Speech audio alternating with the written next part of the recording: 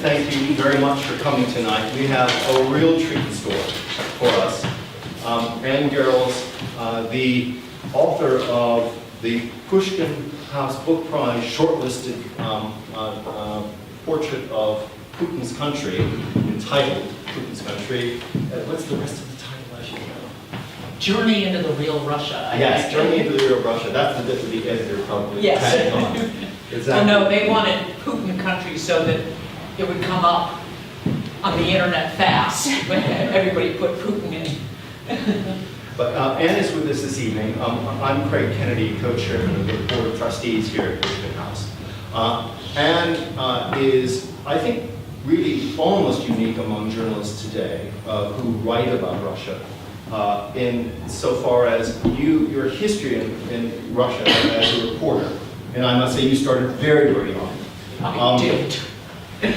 Spans back to the back to the Soviet period. You were a journalist with, was it ABC News? Yes, as my husband said, I was a TV tart to start with, and was in Moscow from 78 to 82. Mm-hmm. And then when you were impolitely asked to leave. And never thought I would go back. At which point, I then met my husband-to-be and said, okay, if we get married, but I would really like another assignment in Russia. At that point, I couldn't even get back with the Secretary of State. His plane was held up in Finland while I was on it because they wouldn't let me back in. What year was that? What year was that? 84. Okay.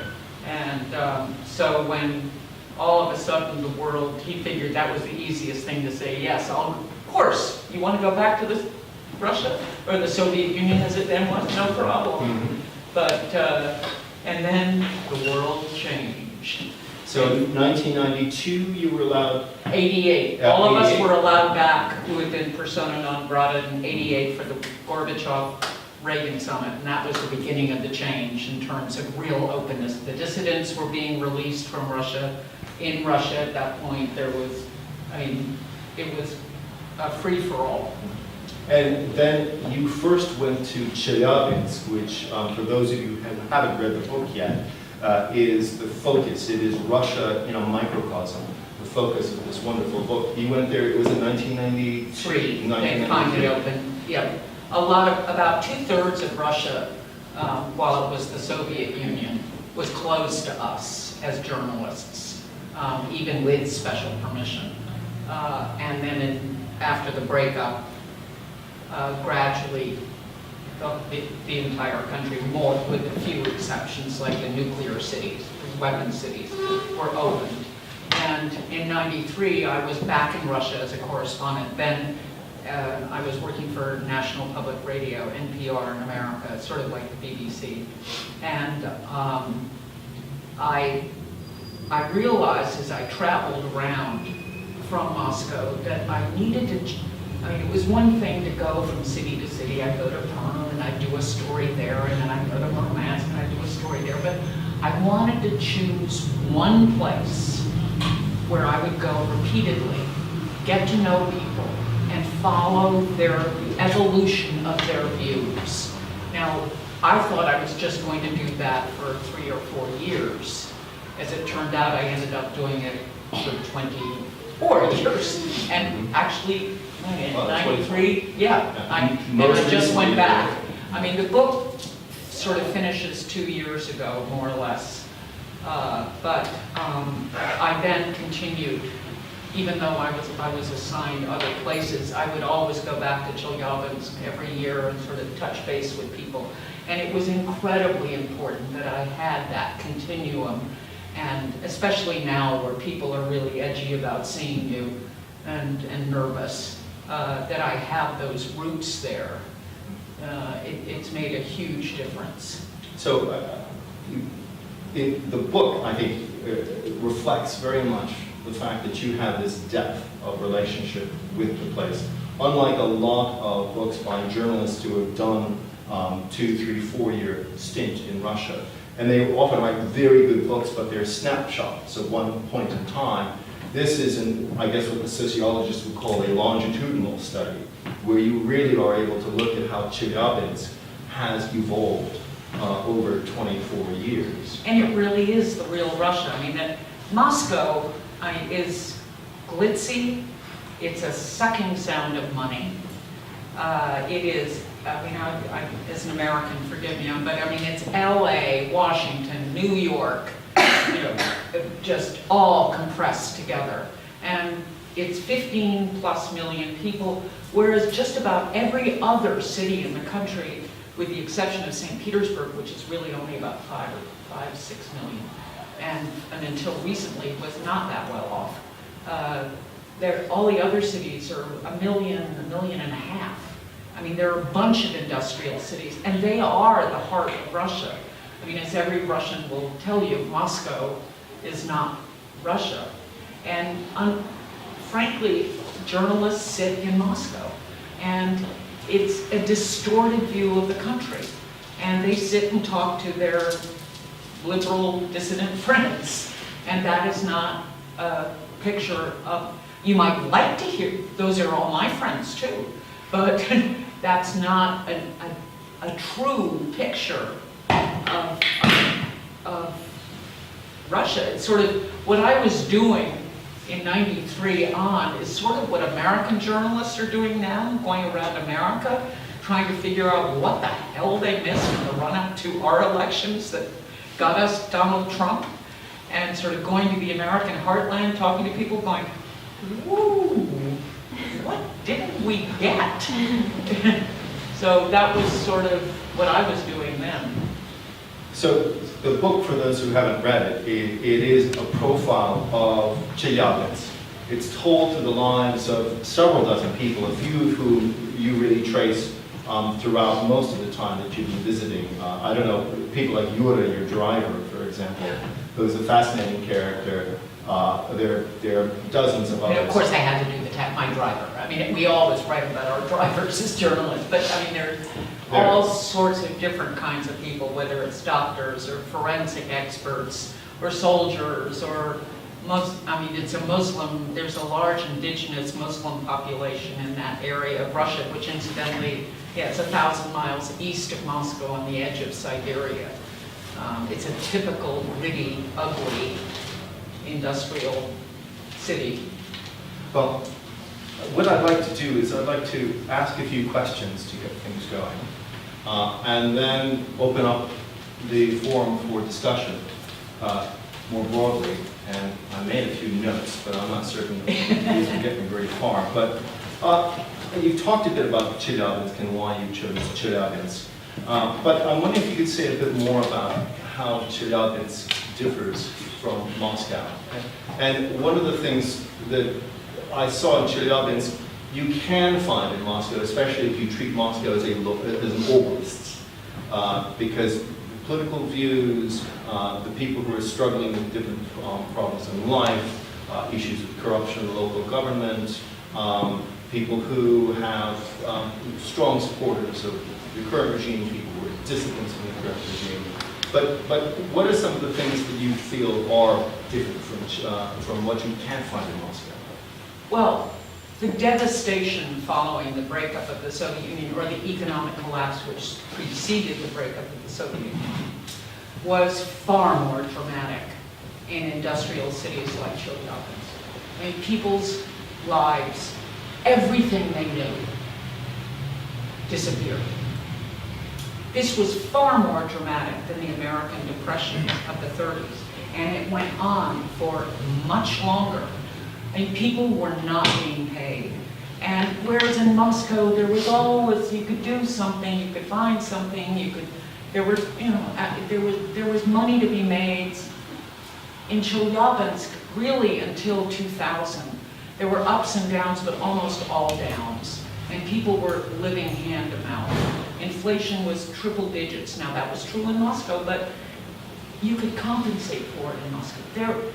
These were metallurgical plants and factories that had no longer any business being in existence, where greedy bureaucrats just went in, stripped them bare of whatever was useful.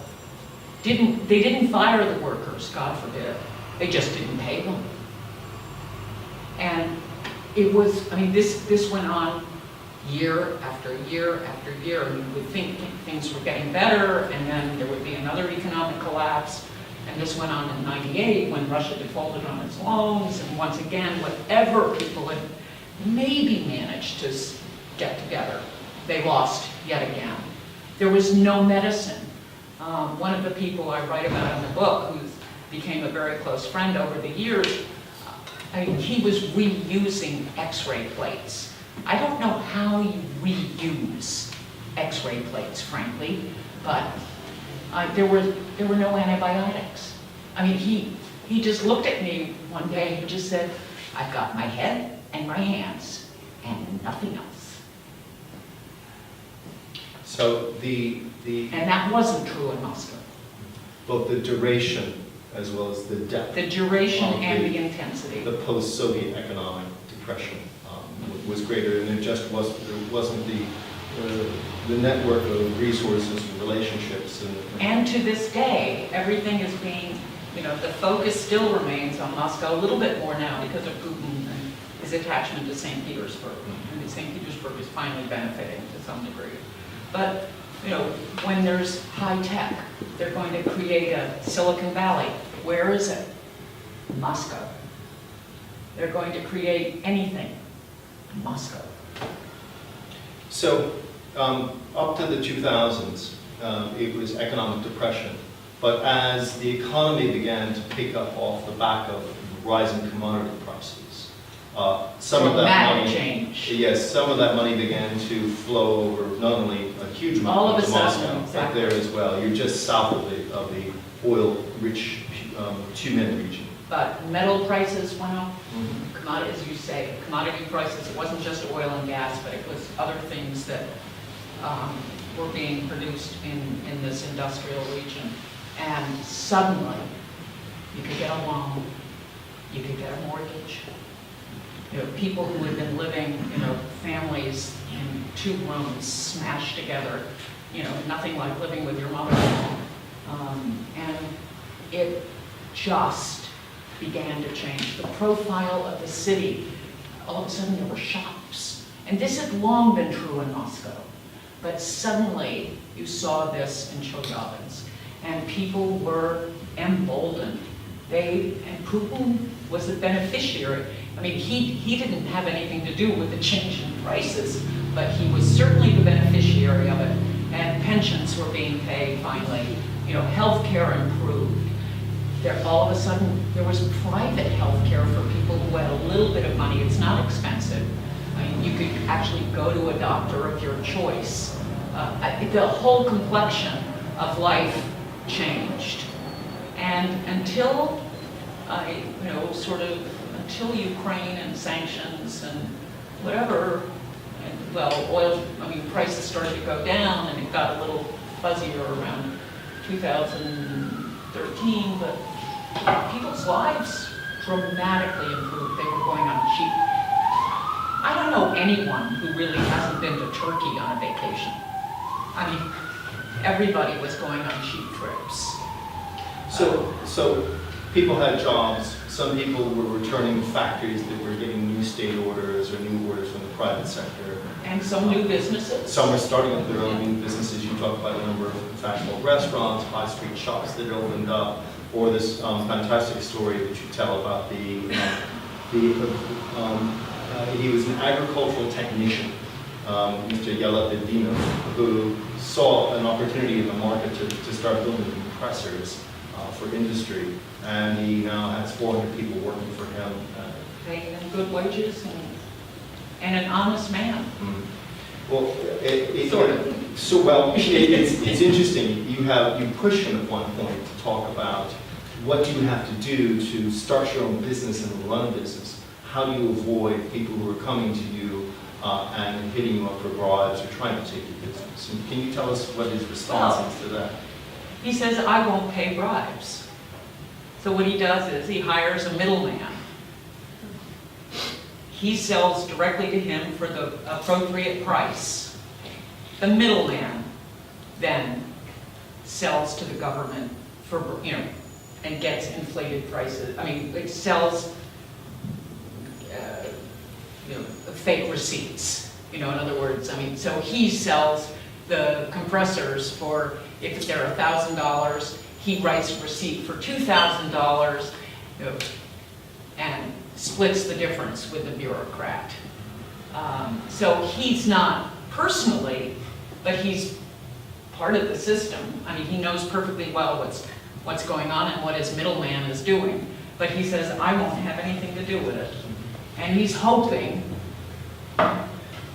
against hope, that people like him will therefore not be blackmailable, and that honest businessmen will emerge who will not be beholden or threatened by the tax police or threatened by, except that I think he's whistling Dixie. That he may be honest, but they can come up with if they don't like what he's saying politically, they can come up with whatever they want. The judiciary is so corrupt that they just make it up. Well, that's one thing that I found reading the book throughout, that no matter what you were doing, at some point or another, you bump up against either the local police. There was the woman who had her safe robbed, for example, by the police, who had been conducting a raid on her previously and saw where the money was and then took the money itself. Or you're up against the local judiciary, or just people who have good connections within the local government. But it does sound as though a few people are able to find ways to work around without necessarily becoming part of that system of corruption. Yes, or sort of, maybe. And that there were, until I would say, the economic crisis 2.5 years ago, it got worse. There were enough people who were benefiting, who were one way or another, that they were willing to tolerate it. I have to say that, there are two factors at play. One is that people were just sort of figured they had too much to lose to threaten the system.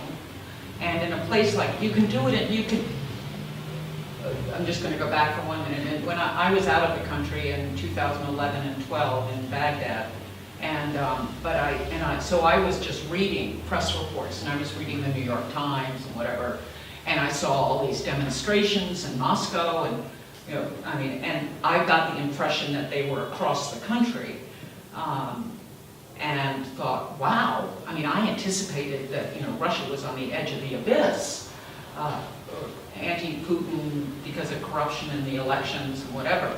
Well, they weren't across the country. They were not replicated in the industrial cities. They were not replicated. Maybe 500 people came out in Chelyabinsk, and it was poorly organized. There were no charismatic opposition figures around whom people could really unite. The opposition itself, while people were sort of beginning to get fed up, the opposition was fettered, because by then they were afraid. People were afraid to be associated with them, but they were also feckless. So you had this horrible combination. And so when I got to Chelyabinsk and freed up from Iraq, thank God, and got to Chelyabinsk, I was shocked at how apathetic, and that these dramatic protests in Moscow, which had been made so much of in the press because they never leave Moscow, was not the case. Now, I was just back recently.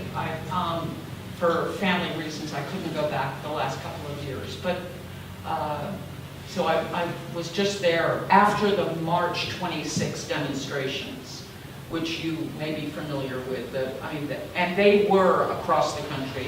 Much has been made of the fact that young people took part in them, and they were basically organized by Navalny and anti-corruption. And that's pretty amazing, because one of the problems with the provinces is that everybody knows who you are. The FSB knows If they don't know who you are, they'll take a picture and they'll find out who you are. It's much easier to be anonymous in Moscow. I mean, I know friends in Chelyabinsk who in 2011-12 did want to demonstrate against the corrupt election, and they flew to Moscow. They wouldn't dare do it in Chelyabinsk because they had something to lose. Something changed this time, that more people, and indeed more young people. How much did it change? Now, we've been, that's the 64,000. I mean, how much has it changed?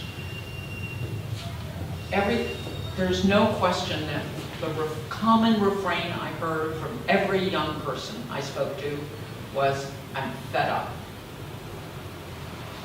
I'm fed up with the government. Now, they didn't say Putin particularly, either because that's still too loaded, or because they're not sure. But there's certainly, these kids, this young generation who are now in university or recently out, do not see the future that people 5 years ago saw. Jobs in banking, finance, law, forget it.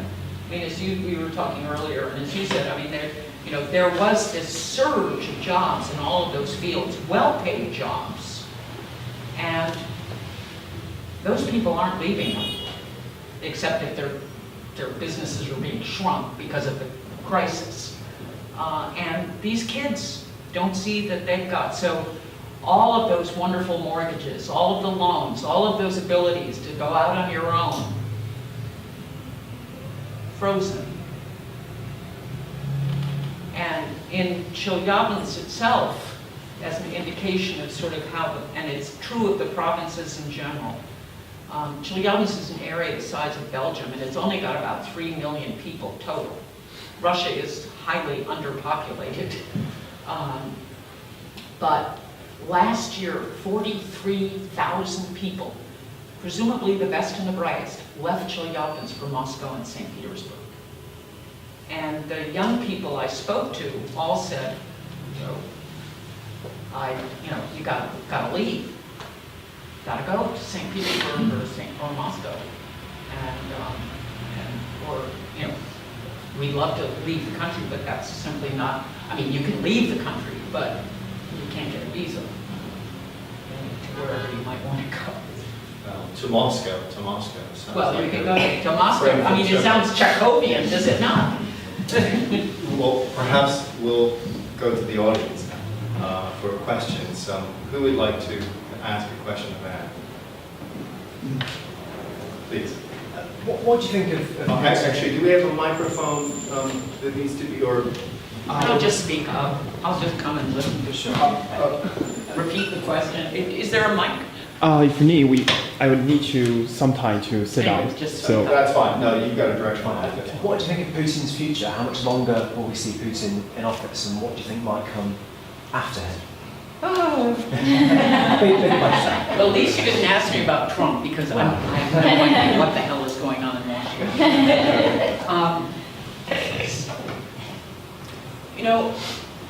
It's really ambivalent at the moment. First of all, I mean, what I feel very strongly is the idea that regime change will mean something different for us and the rest of the world vis-a-vis Russia is crazy. I mean, Russian foreign policy, as it stands now, Russian nationalism, Russian aspirations are universally popular. I don't care whether, I mean, it's across the board. So whoever comes in next, we're going to have issues with. I see no indication that Putin is going anywhere fast.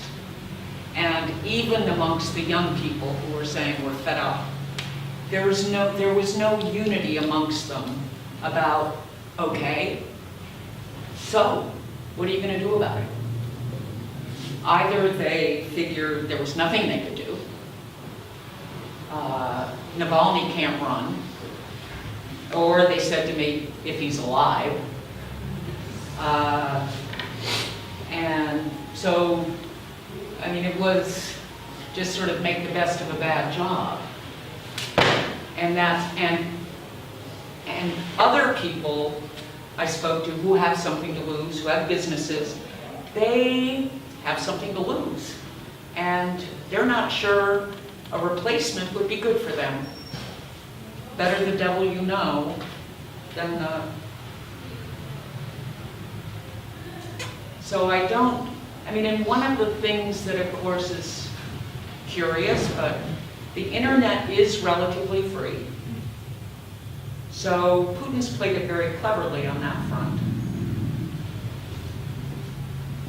People can still travel. A lot of people in Chelyabinsk, believe it or not, have their babies in Miami. Wealthy people. I know, believe it or not, in Chelyabinsk. I was pretty stunned to see that too. Protecting themselves against the future just in case. And their kids will have American passports. But, you know, from the solidly successful group, don't want to rock the boat. Don't want the tax police, you know, it's too dodgy. They don't know who the players are, and better. I was wondering if you knew very much about the education system. I mean, I'm a bit hazy about how it was in Soviet times, let alone since. But I've got one or two friends in Moscow who are teachers and in state schools. Yeah. And they talk about, you know, like a core curriculum that everybody gets. And if you want to do a bit more than learn to read and write, you have to pay for music or drama or anything interesting on top of. Yes. Is that widespread? Yes, that's pretty wide. That's totally widespread. And in fact, the core curriculum in state schools is going to become what is available. 5 subjects only. I mean, literally, and anything else that you want to take on top of that. And it's not just music and drama. Academic subjects, you're going to have to pay extra. And history, for example. oh no, history? Oh no. History is very important, and we still don't have an official history textbook, but they're working on it, but it's still in debate. But no, history will remain very much the core curriculum because it will be why Russia is, and the big debate, of course, I mean, you probably all know this, I mean, to what degree do we praise Stalin? And it's taking a long time. it has taken a long And time. I'm looking forward to that, a translation. And so are all my historian friends. Yeah. I mean, Well, you'll recall that the State Historical Museum on Red Square was shut from, was it the late 70s until sometime in the 90s, I think. as they, Well, part of it, I think, was general refurbishment. It just took a while. But part of it was the debate about what should be in it. well, and I mean, it's just one reason why I feel so fortunate that I started this project in Chelyabinsk long ago was that initially I had unfettered access to really officials, much more so than in Moscow. I really could just walk into a hospital and say, I'd like to see the head doctor, and they'd see me. I mean, I was sort of novelty figure. Yeah. But I also got into the archives, met extraordinary people there. I can't go there now. They meet me in a cafe. I cannot go anywhere near the archives. In Chelyabinsk. In Chelyabinsk. Yeah. And university? Universities, universities used to be free. They are not now, and each faculty has a percentage of free places and government places. And they fluctuate depending on the popularity or demand for those faculties. Like government places, free places are ones that are Government places. government pays for. Right. And And then, paid. and then you can, I mean, if you want to say go into English, probably most of them would be paid. Maybe 10% would be government would subsidize you, and 90% business. It used, all of a sudden Chinese studies have become very popular at the university, and because of Putin's rapprochement with China, now 90% of places in China's Far Eastern studies are government places, and 10% are paid. But it's the faculties are being cut, universities are being, they've seen, friends of mine at the university are just seeing dramatic cutbacks in budgets. I mean, we all complain everywhere about cutbacks in education budgets, but they've been draconian in the provinces, for sure. Yes. I have two questions, not related to each other. The first question is, you have mentioned about the young people that are currently protesting in March 2016. I'm sorry, what? The young people who were protesting recently in Moscow. You were saying that it's more than 2,000 people came and protested. In So- Chelyabinsk. Oh, was it in Chelyabinsk? That was in just in, Chelyabinsk. and not all young people, but there were a lot, This yes. is what I've heard about Moscow, that a lot of students were paid to come and protest, because there was available information on the internet that they were paid just to come and to have a protest.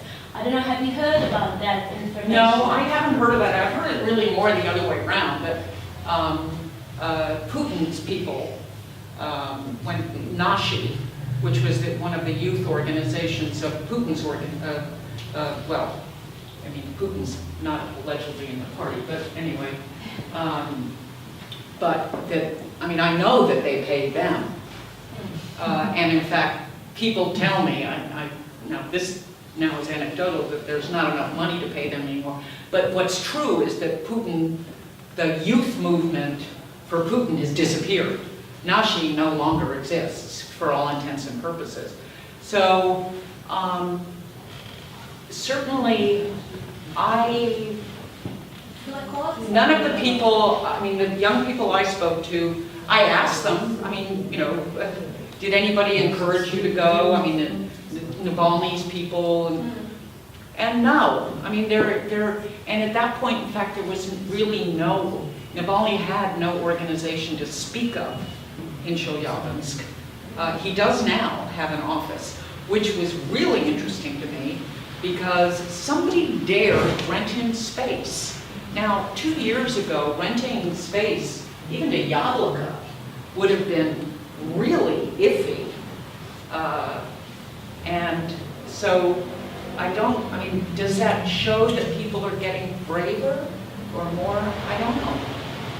And the other question that I have, Sure. it's just interesting to know your point of view. What about the Western media?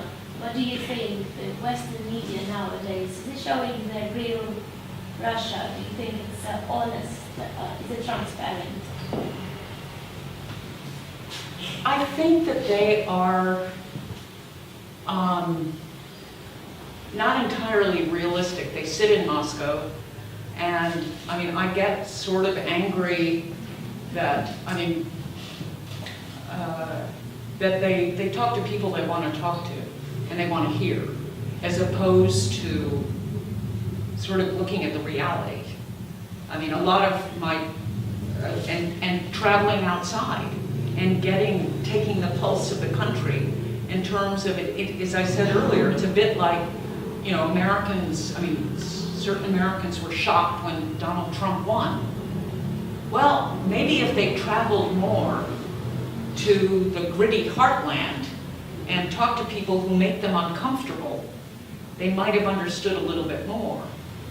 And so, to that degree, I think I would say that, they tend to be, anti-Putin, anti-Putin, anti-Putin.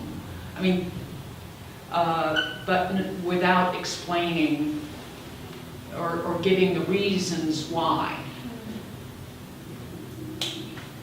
In the back. I'm curious, the people you spoke to in Chelyabinsk, what's their perception of the West, of Europe, of America, and how has that changed over the years? if you didn't hear the question, the perception of America and the West. And how it's It changed dramatically. When I got there in '93 and was out in the provinces, you know, people had this hope that they were going to be like the West. And I mean, missionaries were flooding into Chelyabinsk, and there were halls where people would sit on benches to see the Seventh-day Adventists night after night after night. Not because they were going to be converted overnight, but they were intrigued. They wanted to hear new ideas. They maybe wanted a free Bible that they could sell on the streets, too, as they admitted to me. But over time, and they had overly romantic ideas about how quickly their lives were going to change and what being Western meant. As time went on, for all sorts of complicated reasons, Craig and I were sort of, I'm more willing to blame the West for sort of turning a blind eye to corruption, turning a blind eye to Yeltsin's foibles. The election was stolen by Yeltsin in Chelyabinsk in 1996, and we said nothing about it. After all, this was democracy, in action, and people became increasingly disillusioned with what they perceived to be our interference. To what end? They thought that we were supporting the oligarchs, which in many ways, because of loans for shares, we were. And ultimately, they got sick of beating up on themselves. It's like, and watching everybody else beat up on them too. When the Soviet Union broke apart, I mean, everybody blamed the Russians. And the Balts got to go say, we're free. And, Central Asians were able to find their national identity. And the Russians were left being told that, they were for shit. And, forgive my French. But, so, there was a natural reaction over time of sort of saying, hey, wait a minute, we're not so bad. I mean, and also NATO expansion, you can have all sorts of discussions about the merits or not, but there was never an agreement not to expand NATO. But there was an agreement not to take advantage of a crippled Russia. And I think that over time, Russians, fed by a very competent propaganda machine, felt that they were taken advantage of. And I think to some degree they had reasons to feel that way. And so at this point, there's not a lot of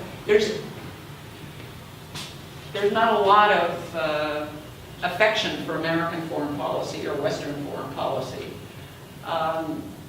Although, if you were to say to a Russian, the story, there's this one story that's going around the internet, on the Russian internet, and I think it's Sputnik or RT is promulgating it, and it's a woman who had a blog. She lived in the States for about 4 years, and said, described, how hard it was, how much she had to pay for her apartment, that there was no health care, that she couldn't get health insurance, she couldn't afford to go to the doctor, blah, blah, blah, blah, blah. And so they made a lot of this on Sputnik, or RT, I can't remember which one. What they didn't say is that she said, had I been born in America, it would have been wonderful. She returned to Russia and then has gone back to the States again, for whatever. But it's, complicated attitudes.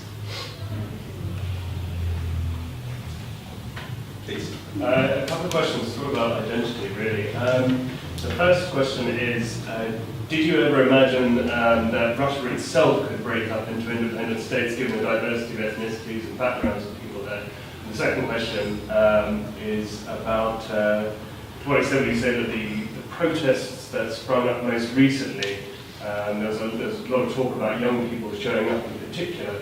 Would you say is that to do with a sort of a kind of generational forgetfulness, moving out of the horrors of the 90s to people who didn't go through that Great Depression, as it were, in Russia, and now not, as it were, sort of happy to challenge the system, knowing that they do not have to, well, without the memory, as it were, of that time?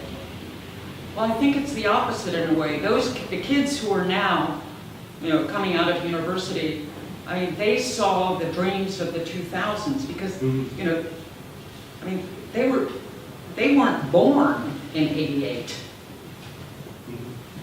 88, 98, no. I mean, they didn't see the worst. They saw the beginning of the promise, and they're not getting that promise because now with the economic downturn.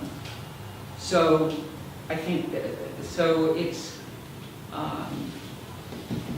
that's part of the problem. In terms of the breakup idea, it's pretty amazing that there wasn't more violence. I covered both wars in Chechnya and watched it become more and more radicalized and more violent. And I don't know, one side fueled the other. As the Russians became so brutal, the Chechens, I was there on the night of New Year's Eve when the Russians came in the tanks, and by mistake, I didn't mean to be stuck there. And the Chechens I was with that night sort of thought they'd make a valiant stand against the Russians, but figured they were going to be wiped out, And all they had were sort of gas bottles and muskets, basically. And they couldn't believe when that the soldiers, who were new recruits, hadn't even gone through training or hadn't finished their training, had no idea. They didn't even know they were in Chechnya. They'd been, it was unbelievable. And these tank columns came in the street, and the Chechens would hit the first one and the back one, and the tanks couldn't turn around because the streets were so narrow. And they couldn't believe that they won that first night. I don't think anyone anticipated that it really, Yeltsin did say, take as much independence as you want, whatever he meant by that. But it certainly then the Russians became far more brutal in their offensive, and Grozny was flattened. There wasn't, it was really brutal. That it didn't happen, and then there was, sequentially areas around in the Caucasus, but it's pretty quiet at the moment. I think that's the soft underbelly of Russia, and how long it stays quiet. Not just Chechnya, but Dagestan and other areas. I don't know. And certainly, there's a big indigenous Muslim population. Indigenous, this isn't, immigrants from Central Asia into the Chelyabinsk region. There's a Tatar, Bashkir, indigenous population who, they're not all too happy. And I did hear more and more, and partially because of the economic downturn and the feeling that Moscow is screwing them in the provinces, the idea of a Urals, separates. Now, this is really said more as a wish, a joke, but I'd never heard that before. Yeah, specifically about Kazakhstan, Bashkortostan. Yesterday there, I was thinking with a very sort of strong ethnicity, sort of individual identity, as it were. And I was wondering, obviously you have that sort of rumours or jokes perhaps about the breakaway, as it were. But I think it's a long time Yeah. But you do hear more and more people talking about the Far Eastern region and the Urals and sort of, I mean, people are not happy with Moscow. Yes. Isn't it true that the West always needs a bogeyman and Putin is the latest candidate? I'm sorry? Isn't it true that the West always needs a bogeyman, and isn't Putin the latest person to receive that title, if you will? And if Putin is popular, could you say why? Could you say anything positive at all about President Putin? I wonder.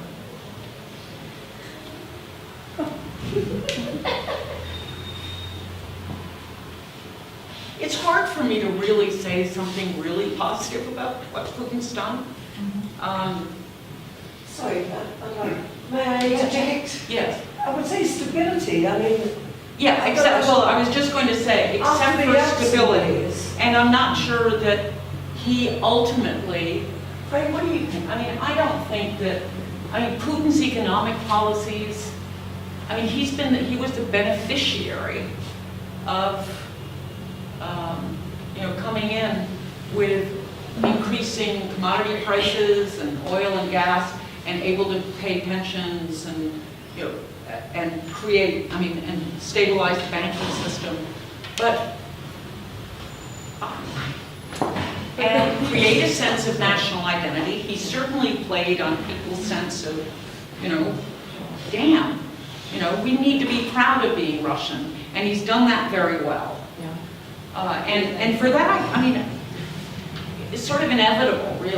But the people, you said there were But a lot of what people- he's done in terms of corrupting the judiciary, corrupting the economy, continuing to corrupt the economy, limiting, the opposition now. I mean, when the kids said what about Navalny, well, half of them were saying, well, if he lives, well, they knew who they were talking about.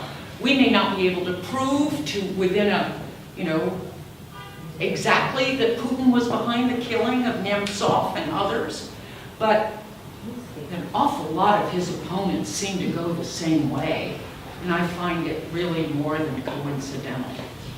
In a society where everybody knows what, But the people you speak to in the heartland, outside Moscow, you say they support him, they support him. They must tell Well, you but something. less Are than- they all idiots? Are they all brainwashed? Are they all bribed? I don't think so, are they? Could I rephrase? At least from reading the book, it seems like there's this very rich variety of perspectives that you meet in Chelyabinsk. And different people have different relationships with the authorities and Putin within the structure of authority. They may hate the local police because they're getting shaken down, but they like what Putin did in restoring Crimea, at least for a while Exactly. now. It's a more nuanced and more complex. Very much so. And there are lots of, I would say, well, you were saying the Levada. Well, yes, It's sort of, in the absence of a viable alternative at this juncture. It's sort of, the Levada, which is one of the best polling groups, which has now been called a foreign agent. it is. Just anybody who is independent is called a foreign agent. And I have problems. Half the people I know, and my closest friends in Chelyabinsk who were doing really good work, whether it was monitoring prisons or, helping orphanages, they've all been labeled foreign agents because they were independent and couldn't be, their activities have been environmentalists fighting hideous pollution in Chelyabinsk, all foreign agents, because industry doesn't like them. So that's why I have some issues. It is extraordinary, and I have to say, most Russians don't seem to be terribly, they'll complain about the environment, that they can't breathe, that they have to wear masks because they're choking to death in their own streets. But But will they protest about it? No. They'll complain about corruption. How many went out for the demonstrations? I mean, everyone. The universities, you asked about education. You know, it's not just anybody who gets a state seat, a free seat at university. It's not merit alone by any stretch of the imagination. I mean, the next question is, who did you pay? Again, going back to your experience in Chelyabinsk from the early 90s on, it seemed, not only in Chelyabinsk, but in other parts of Russia as well, that certainly in the noughties, 2000, call it to 2010, that environmental movements and other local social collective action groups were starting to emerge, and that we were seeing the green shoots of civil society, again, relatively apolitical or just addressing local issues like ecological. But they weren't considered apolitical, and there wasn't, in the end, there was going to be a problem, because all of these groups, I mean, even if they weren't involved in politics, were being supported by the West, in large part, in some form, whether it was the Norwegians or the EU or America or, you know, but it was Western money. And many Russians, as they became disillusioned with the West, then began to see these organizations, you know, began to look at them in a different way and sort of say, would you allow organizations to come in and support, like, I mean, a perfect example. It wasn't political, but it was a election monitoring group. Goals. Yeah, thank you. And there was a branch in Chelyabinsk, and it was very effective, and had monitors at all the election sites. Well, even though they were doing a really good job, and weren't involved in politics per se, but were just monitoring who was stuffing or not the ballot boxes. But people sort of went, they're being supported by the West. Russians don't donate in such ways yet to civil society. And so they would say, well, would you allow an organization that was backed by the Russians? Of course not. So you're in a very delicate, but to get Russians to donate to these organizations, they have no confidence in them. I mean, every Russian who's come, just to my village in America, where our library is run by volunteers, our fire department is run by volunteers, our ambulance is run by volunteers, because everybody in the community donates money to these places. Every Russian has said, you what? You believe they're not going to steal it? We would no more give money to a civic organization than the man in the moon. I mean, it's very hard to persuade people that you are honest and aren't going to steal. And that's the tragedy right now. And then we'll go to the back. I'm still trying to get a sense of Chelyabinsk. Does it have much pre-Soviet history? Does it have what? Much pre-Soviet history. Pre-Soviet? When was read the it book. Today, they haven't got a train Take it yet. downstairs. No, I don't. Does it have much pre-Soviet history? Not a lot. It's very much a product So of the what first. sort of relationship does it have with traditional Russian organizations, like the Russian Orthodox Church, or traditional ideas of Russian culture, like It was a trading. And where did all the population come from, these 3 million people? The population was pretty sparse until the revolution, although it was a trading city. And curiously, it has a synagogue in 1905, as well as a big Orthodox convent in the center of town. It was one of the few places where Jews were allowed to do business that was technically illegal because they were needed for business activities and whatever, traders. And it was along the Trans-Siberian Railroad. There's an indigenous Muslim, Bashkir Tatar, who were largely herdsmen, agriculture. But it really took off after, and there were mines, but they were still not that big. It took off big time with the first 5-year plan in the 30s. And Magnitogorsk was one of the, which is one of the cities in the region. I suppose what I'm asking is forced labour. And forced labor, and that was one of the things that I was, which I write about a little bit. A lot of Germans were moved. Chelyabinsk was beyond the reach of the German Air Force, so a lot of Germans were moved from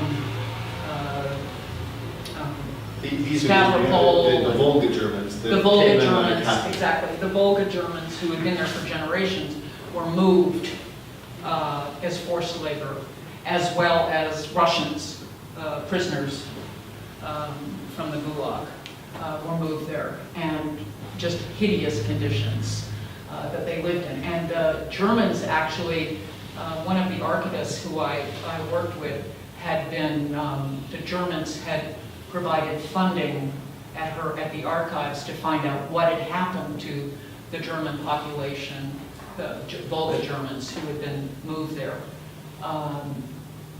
And many of the Germans who continued to live there after the war, Volga Germans, I mean Russian Germans, actually have since emigrated to Germany. Whole villages are just empty now. They just went wholesale to Germany. But one of the characters at the end of your book, I think he's a Volga German. He goes to Germany, studies agriculture, the latest technology, but then comes back. Yes. Starts up his own agro business on a shoestring because it's hard to get financing, but actually makes it go over. Yes, although he says he'd never do it again. He'd never do it again. But he built a big business and eventually gets bought out by some people with deeper pockets. Yeah. So. And agriculture, I mean, one thing that when, after the U.S. imposed sanctions, or and the West imposed sanctions on Putin following Ukraine, and then Putin in turn put sanctions on EU food imports into Russia, that has changed the profile of Russian agriculture pretty dramatically. I mean, Russia now is once again the largest grain exporter in the world. And it's exporting grain, but it's exporting, yes. It's the largest grain exporter. It is the largest grain exporter now in the world. It's not the most reliable because every now and again Putin will cancel contracts, which pisses off the grain industry in Russia, as he did in, I think, 2013 or something. But it is also, it has spurred, they still can't make good brie, which, I mean, all my Russian friends were just one of the great delights of the fall of the wall and importing of food products was that you could finally get really good cheese. Not only, well, you could finally get cheese, which had been in dramatic short supply for years, and vegetables and range of things, but you could get really good cheese. And Russia, they still haven't figured out how to make it. Wisconsin brie is not in the right one, but either. When you visit your city of Chelyabinsk, Yes. you observe a lot and you listen a lot. You probably talk a lot back to the people that you're talking to about the West. How do they see the West?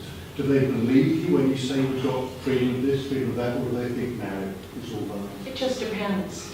Everybody has different, many of them, I mean, some of these people are very close friends now after 23 years Yeah. and have come to visit me. And they're the ones who said about the village. Yeah. People donate. Yeah.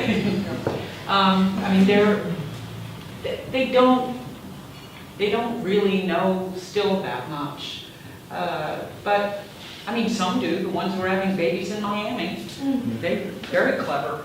Some are extremely well traveled, and some people, they've gone to Turkey on a vacation and stayed in a hotel, a package and never left the hotel but went to the beach. I mean, that's their idea of the West. They don't know anything. So, I mean, it's people's knowledge. I mean, well, Americans' knowledge about Russia? Zero. So, you know, I mean, actually, I would say the Russians know more about us than we know about them. Thank you. Back in the corner. Thank you. Education. I'm a journalist in Russia right now. I'm also an international journalist, and I was based there between the years of 1999 and 2005. And even back then, it was really difficult. But people still would open their doors for us and talk to us, and even the government structures. It was a bureaucratic process, but we could still get access. Where is and this? see. I was based in Moscow. You see, that's why it was much easier in Chelyabinsk. So, but what is it like right now? Not For good. example, recently I called one of the defense ministry agencies, the press office, and they literally screamed at me and hung up on me. No. So what is it like? Can you get access? Do people talk to you? And when they do talk to you, how do you know that they are actually saying something that's true or something that they really mean? Versus something that they think they're supposed to tell the foreign agent? You never know. I mean, that's always, but what they think they're supposed to tell you isn't altogether uninteresting. If that's what they think that they're, I mean, you're not going to look into people's souls. In a way, it's like being in the Soviet Union again. People are very careful about what they say. They're not going to, but on foreign policy, I think that, I mean, I am of the belief, having talked to loads of people of all sorts of views, many of whom are open with me. They're friends, they're, and they support Putin's foreign policy. I mean, I don't think that, you know, sort of Lavrov, the foreign minister, is just saying this because he thinks Putin is, so, I mean,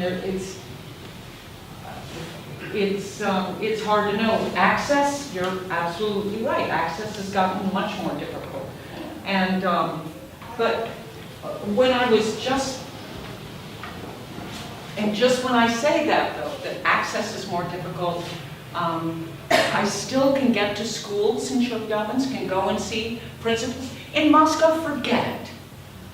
I can go to hospitals and see doctors, head doctors, private doctors. They'll still see me. A friend of mine who has a contemporary art gallery in Chelyabinsk, which is in a government, it's at the university, so it's on government property. She had a reception for my book. Now, the book has not been translated, mind you. But nonetheless, some people would try to read it on Google Translate. I mean, but David and the gentleman here, maybe we'll Yes. take two at a time. Thank you very much. You mentioned Alexei Navalny. I wonder what the perception of someone like Navalny is in Chelyabinsk, particularly amongst the young people. And what was the reaction to the recent attack on Navalny in downtown Moscow, as a result of which he may well lose the sight in his right eye? Right. People have very mixed views on Navalny. People who turned up for the March 26 demonstration, some supported him. He does have an office, as I mentioned, in Chelyabinsk. And there are young people of volunteering there, which is, I mean, and a couple of people who aren't so young. I mean, he has paid staff there. A lot of people have real questions about Navalny, though. I mean, the anti-corruption campaign is one thing. He is a pretty rabid nationalist, one might say, racist. Now, that appeals to many Russians, but it also scares others. So, amongst the opposition, I found people very split. And amongst, I mean, he had a press conference in Chelyabinsk, and was asked about his program, and he said he had one, but he wasn't going to reveal it. So It's, Mixed views. посмотрим. Thank you. Hi. What's life like for poor old people? Poor people, Poor Old people? retired people. pretty grim now. I mean, pensions, because of the, there's still, you know, a lot of goods are imported, so the ruble-dollar rate matters, or the ruble How do they survive? And they survive on air. Families helping to take care of them. Very modest. If some of them are lucky enough maybe to have had an apartment in the Soviet period, which they were able to privatize, and maybe they rent a room out. I mean, that was one of the great benefits for people who had apartments in the Soviet period. They were allowed to privatize them, and that was at the beginning of having some capital. And this is a problem that's going to get bigger in Russia. Yes. And pensions are, you know, minuscule. I'm trying to think, $200-something a month. That's a state. Yeah, and nobody, and most of those people couldn't possibly have any savings because their money was eaten up by inflation, and so over the years. And before Putin, they didn't have anything. Well, before Putin, they had pensions, but they weren't indexed. So it was. I mean, literally salaries. Doctors were making $6 a month. I mean, the question always, you know, you ask questions, how in God's name do you get by? Well, they got a cousin who lives on the farm. Well, now nobody lives on the farm, but or not in the same way. But they had a cousin on a collective farm who was able to get them meat, and you know, and there was barter, and somehow, and everybody knew the rate of the dollar. As soon as they got a ruble, they raced to the bank, and I mean, they're very resourceful at living on, because the annual, I mean, even to this, at this point, I think the average salary is now, well, it's down, it was about $800 a month, and now it's down to $500 in Chelyabinsk. $6,000 a year. Apartments are not cheap. You know, people are, and interest rates are really high. I mean, people were willing to pay it, but and property was increasing in value, but now property's. So I mean, you're paying 18% for your. What's a mortgage in England now? 2.5% and 4%. Between 2.5% and 4%. Yeah, as opposed to 18. So, Reminds me of Harold Wilson. I'm sorry? Yes, exactly. It's the same under Harold Wilson in the 70s here. Yeah. And actually, it all seemed to work out. well, on that note, I mean, the portrait you paint of Chelyabinsk, it is quite varied. It's Totally varied. And you want a firm answer. You know, the whys don't add up entirely. You know, and there are people who continue to benefit. There are those who've been harder hit by the economic downturn. You have a generational issue that is emerging now as the youth are wondering where are the opportunities that seemed to be there 10 to 15 years ago. And I think in closing, I wanted to ask you where you see glimmers of hope, because it seems as though there is a lot of despair, a lot of bleakness. I mean, we were talking before we came in here about the fascinating chapter you have on the LGBT community in Chelyabinsk. And I thought that was going to be a pretty short chapter, but in fact, it's one of the most interesting ones of all, especially your description of the after midnight cabaret in Cafe Neon. And it sounds like the place to go for a really good time, regardless of your persuasion. Really good. But did you say, did I understand correctly, that things have actually eased up a bit, counter to what you might expect over the last couple of years, if you're a member of that community? No. Or no.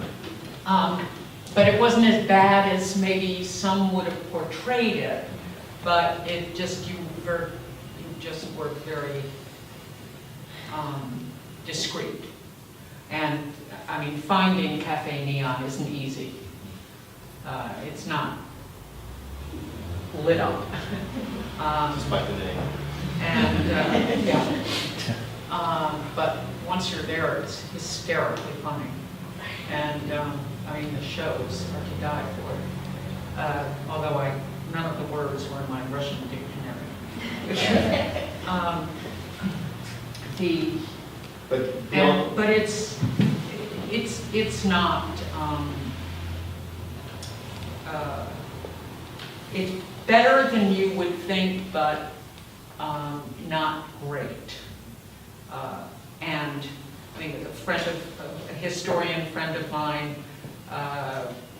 was giving us a talk. I mean, he's really pushing the envelope on gender identity, and it was a public talk to a group about this size, and he said, okay, is anybody here under 18? And one person raised their hands, and he said, okay, by law, I have to be very careful what I say. He could not use the word gay, homosexual, whatever, in what he was saying. Or else he could be accused and charged with promoting homosexuality amongst minors, just by simply. So,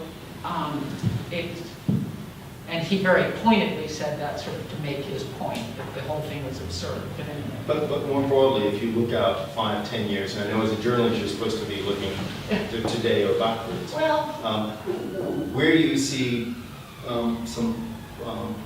It's hard, Russians are very conservative, and I mean their society was closed off in so many ways. I mean, Americans. I mean, look at the debate we had in America over all of this, and I mean, I'm not so au courant with the debates quite here, but it took us a long time to get where we are, and big debates and fights and whatever. And in fact, I mean, on the issue of homosexual rights and gay rights in general, many of the gay community in Chelyabinsk said to me, please tell your activists to go home. They're not helping our cause. They're simply drawing attention to us and making our lives worse. We have to fight this battle, but let us fight it slowly. I mean, it's going to take time. We're where you were 40 years ago. Well, when you think of all the people you know, the things you've seen in Chelyabinsk, if you were to point to 1 or 2 things that you see as potentially sources of positive change over the next 5, 10 years, who would it be? What would it be? Who do you hold hope for? Well, there's all sorts of. There's a woman I know who's organized a very successful and growing community of schools for challenged kids, which were, and for the first time, doctors are now banned from basically telling parents if they have a Down's child or a child who in any way seems not normal, whatever normal is, and that they must give up their child. I mean, that was the way doctors approached a new mother saying, and father saying, obviously you're going to give this child up. That's changed dramatically. And there are now support systems for that, not by the state. The state doesn't know one end of Asperger's, of autism from the next. Still, it's very primitive. But there are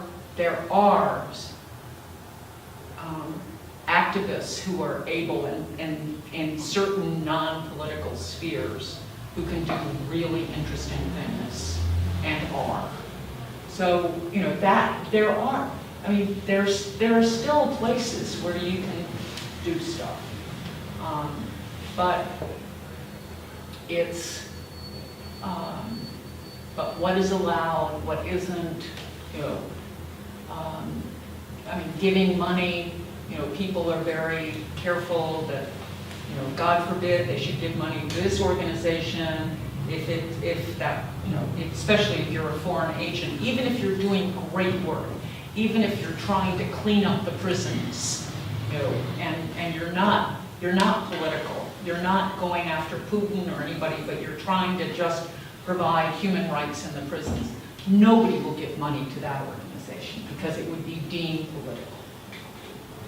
So it limits. So there's what still you can- people doing good things, but it's a struggle, and in some It's a cases, real increasingly struggle. difficult. Well, will you please join me in thanking Anne?